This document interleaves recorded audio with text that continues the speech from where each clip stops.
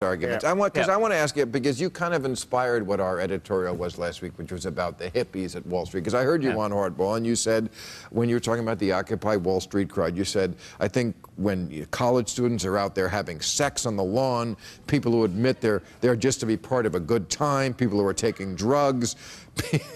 I know, talk about a stick up your ass. No, people who are breaking the law. Yes, I think they need to get a job. I mean, it does sound like you just are resentful that this 40-year-old party that they're having you were never invited to. It just sounds bitter about people who are not. I mean, that really isn't the focus of it. You don't really think that they're there to have sex and drugs, do you? Well, what I really understand is, under the First Amendment of the Constitution, we have the freedom of speech, and we have the ability to say, you know what, sometimes I don't agree with the direction the government's going. I'm not a big fan of what happened on Wall Street for the last 15 years, and I think all of us recognize that No, I'm not. You personally, you're not saying that. Right. I am personally saying that looking what happened on Wall Street, looking what happened with Fannie Mae and Freddie Mac and the mortgage-based securities, that the American people were sold for a bill of goods. And I think that there are a lot of people who are very upset by that. But you don't think, but see, my point I was trying to make last week is that the Republicans don't want them in the streets, the people, because they would like them to fight the way they fight, with lobbyists, where they will lose. It's sort of the argument that the Tea Party showed up with shotguns, man. Yeah. The Tea Party showed up with shotguns. But what's interesting about the Tea Party? Republicans do stand for free speech. You gotta give them that. But it's like when the original redcoats, remember that with that Tea Party? They didn't like it that the George Washington and his troops were fighting behind trees and, you know, not in a straight line in red coats where they could be shot. It's the same thing with these people. They're not fighting fair in the way they will lose by going to Washington and getting a lobbyist. They're in the streets. It's sort of the same way that you guys are all saying nowadays about Obama, that he's out campaigning, he's not governing. Yeah, he's not sitting in Washington giving you guys bills that you'll crumple up and throw away. He's taking his case to the people. Is there something wrong if you're not winning with one tactic? Is it so wrong to try the other tactic where you might be able to win? Well, I don't know who you're referring to as you guys. I might be a Republican, but I'm not an elected official.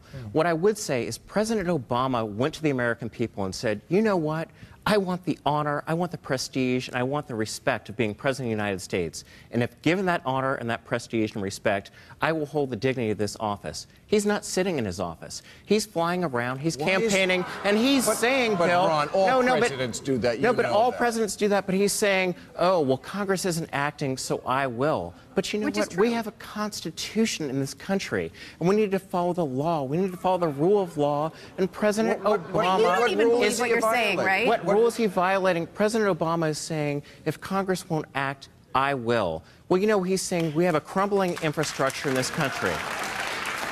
If we have a crumbling infrastructure in this country, which we do, there is a 6-year reauthorization bill known as the Highway Bill. When the Democrats controlled the Congress in 2009, when this was up for reauthorization, President Obama was in the White House, the Democrats were in the Senate, the Democrats were in the House of Representatives. They refused to act, and it was a Republican, Ray LaHood, who was the Secretary of Transportation, who said, you know what? We're not going to move forward on this bill right now. And so now for this president to come back 2 years later and say, oh, well, they should have acted, so I will. Where was his leadership when we could have had the ability to have put a bill and a structure into place where we could have had roads built, highways constructed, and an infrastructure put in place where this president and this White House refused to do? Obama was dealing with right-wing Republican retrenchment and obstructionism. That's why he didn't get a chance to do what you're talking about. I mean, you may be right.